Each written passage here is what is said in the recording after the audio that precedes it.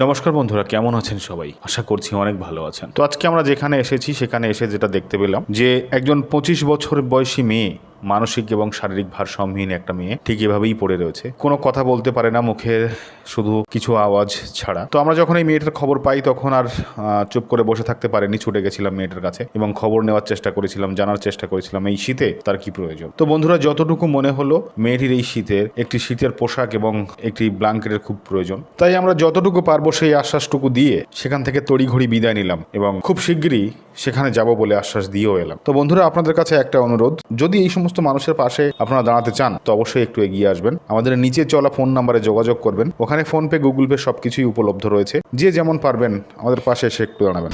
এখন যে মেয়েটাকে আপনাদের সামনে দেখাতে চলেছি, সেই মেয়েটা বয়স কত? 25 বছর বয়স। একদম 25 বছরের মেয়ে, দেখুন কিভাবে কি অবস্থায় পড়ে রয়েছে। তো আমরা যতটুকু এসে দেখতে পাচ্ছি যে ওর গায়ে একটা হালকা পাতলা কিছু একটা দেওয়া রয়েছে। তো আমরা চাইছি যে ঠান্ডার সময়, যেহেতু আমরা ঠান্ডার একটা প্রোগ্রাম চলছে আমাদের, সেহেতু আমরা ঠান্ডার সময় ওকে কিছু একটা যদি দিই, মানে ঠান্ডার পোশাক, তাহলে আপনারা তো নেবেন তো, নাকি সমস্যা নেই তো? আচ্ছা, ওর বিষয়ে একটু যদি বলেন, ওর বিষয়ে যদি একটু বলেন, ও কবে থেকে এরকম বা কি বৃত্তান্ত? আমি এমনি জন্মের থেকে কথা বলতে পারে না, উঠতেও পারে না, ব্রেনের একটু ব্রেনেরও অসুবিধা, নিয়ে যাওয়া যায় না বলে এখন মোটামুটি বন্ধ আছে। অনেক বছর চিকিৎসা করিয়েছি, তা এখন গাড়ি ঘোড়া নিয়ে যাওয়া যায় না, খুব ভয় করে, ওই জন্য এই পর্যন্ত বন্ধ আছে। তো ঠিক আছে, তাহলে আমরা তো আমরা খবর পেলাম, ওখান থেকে খবর পেয়ে এখানে এসেছি। তো আমরা মোটামুটি আমাদের যে একটা পরিবার রয়েছে, মানে আমাদের ফেসবুকের একটা বড় গোটা ফ্যামিলি রয়েছে অনেকটা।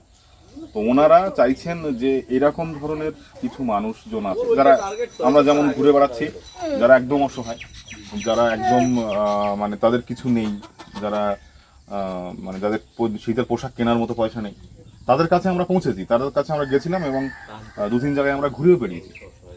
তো আজকে এই ওনার মেয়েটার খবরটা পেয়ে আমরা এখানে চলে এলাম। এসে যা দেখছি সেটা তো খুব একটা মানে খুব ভালো লাগছে না আমাদের।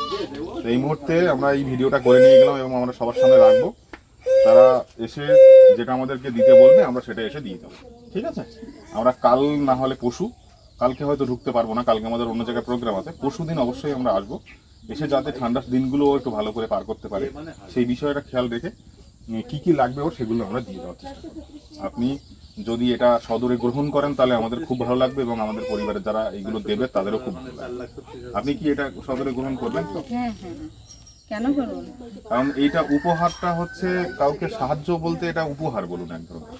এটা কিন্তু কোনো সংস্থা নয় বা কেউ কোনো বাইরে থেকে কেউ দিচ্ছে না, এটা আমাদের পরিবারের যারা আছে তারাই এটা অ্যারেঞ্জ করেছে, করে দিচ্ছে সবাইকে। তো ঠিক আছে, তোমার সঙ্গে তো কথা বলা যাবে না, তুমি তো কথা বলতে পারো না, যাই হোক ওকে একটু ভালো করে দেখাও, দেখানোর চেষ্টা করো।